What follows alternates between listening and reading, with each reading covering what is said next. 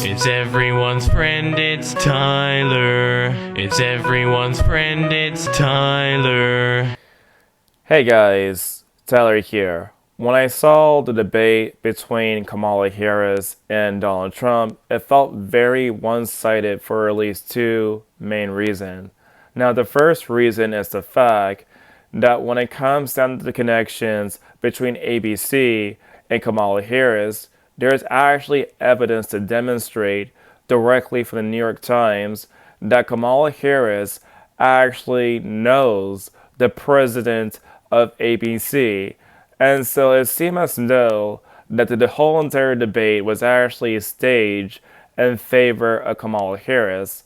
And also the second reason why I felt that way is largely because for the case of Donald Trump, they would fact-check almost every single statement that he had done during that debate. But when it came down to Kamala Harris, they did not do the exact same thing for her. And so for this video, let's fact-check the fact-checkers for this particular case. There is no state in this country where it is legal to kill a baby after it's born. At first glance, the whole entire concept, the proposition of abortion after birth, sounds so incredibly ridiculous, it sounds so incredibly unfounded, that this whole entire notion cannot simply be real. But I found a video footage that actually surfaced directly from the state of Virginia, in which they actually did in fact try to propose the idea of actually aborting babies after they were born. Remove the following statutes: trap or targeted regulations of abortion providers, removing language classifying facilities that perform 5 or more first trimester abortions per month as hospitals. It would repeal Virginia's informed consent mandatory ultrasound and 24-hour delay. It would repeal the requirement that second trimester abortions be performed in a hospital licensed by the State Department of Health. It would repeal the requirement for 2 additional physicians in cases of third trimester abortions. Delegate Tran. Yes, sir. How late in a pregnancy would your bill apply if a physician was simply willing to certify that the continuation of the pregnancy would impair the mental health of the woman? How late are we talking about? So the way the suggestion that we've made in the bill is to say it's in the third trimester and at the, with the certification of the physician. So how late in the third trimester would you be able to do that? It's very unfortunate that our physicians, witnesses, were not able to attend today to speak specifically. No, I'm talking about your bill. How late in the third trimester could a physician perform an abortion if he indicated it would impair the mental health of the woman? Or physical health. Okay. Okay. I'm talking about the mental health. So, through the third trimester. The third trimester goes all the way up to 40 weeks. Okay, but to the end of the third trimester. Yep, I don't think we have a limit in the bill. So,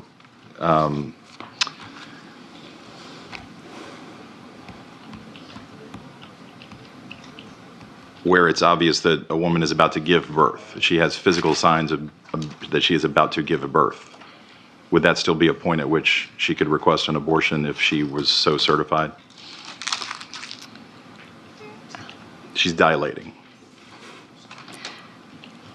Mr. Chairman, that would be a decision that the doctor, the physician, and the woman would make. I understand that. I'm asking point. if your bill allows that. My bill would allow that, yes. Fortunately, the bill that was proposed directly in Virginia did not necessarily pass. However, there are at least 9 different states where there's no sort of limitation whatsoever on what kind of time period is actually okay to terminate a pregnancy. In Springfield, they're eating the dogs, the people that came in. They're eating the cats. They're eating the pets of the people that live there. I couldn't find any type of stories whatsoever of Haitian people actually eating dogs and cats. But what I did find was actually testimonial evidence directly from Springfield, Ohio, in which many residents there have actually spotted Haitian people getting ducks and geese and eating them.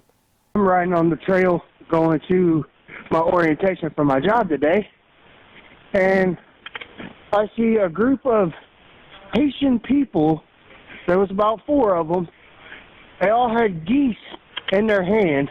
Kind of odd that like a guy like me has to come out from doing what I do on a daily basis to have fun, because I see what's going on in these streets, and I see you guys just sitting up there in them comfy chairs and suits, and I'm getting out here every day and I'm broadcasting this, and you guys are just sitting up there in suits or something. Like, I really challenge you guys to get out here and do something. These Haitians are running into trash cans.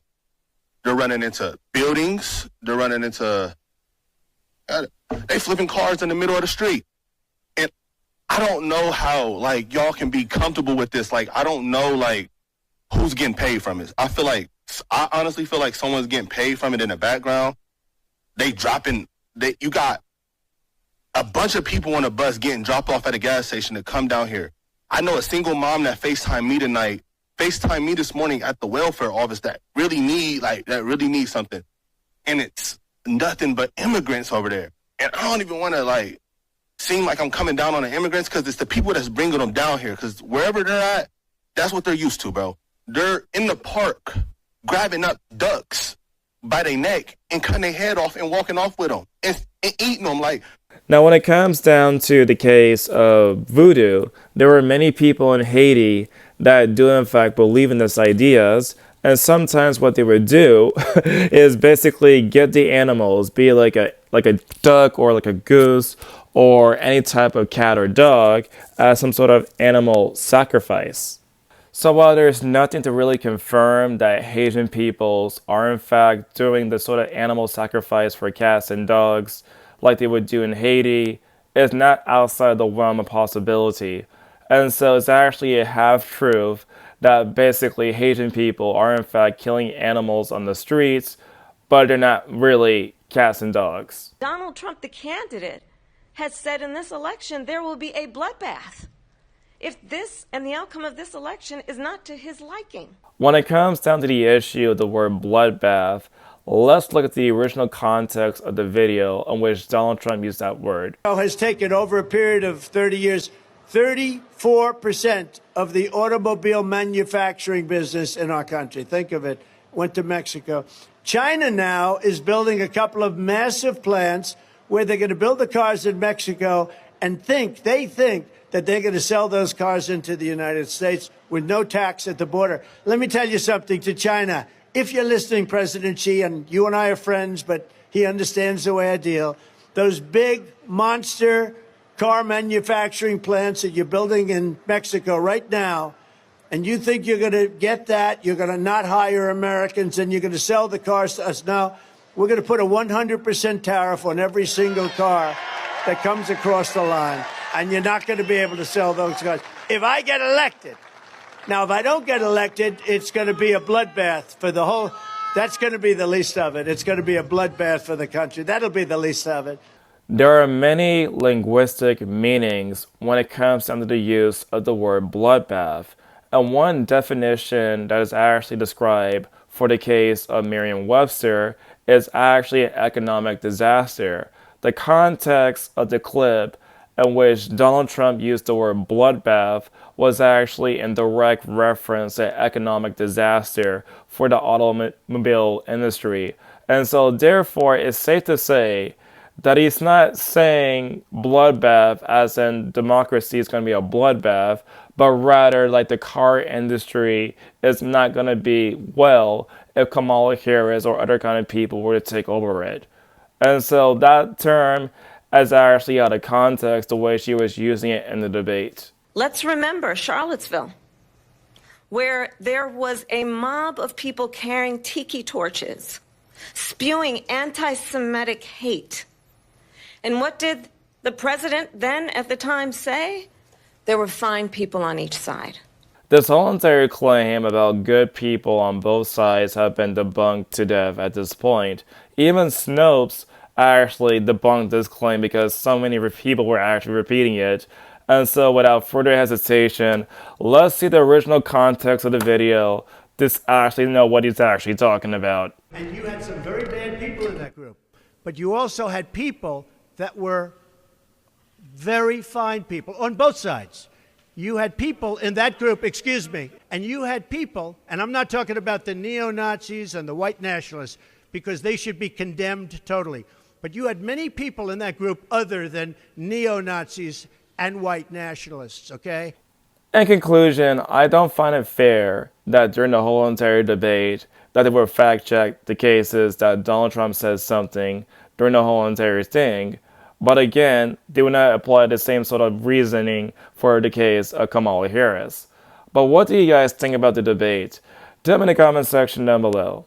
And as always, I'll see you guys in the next video.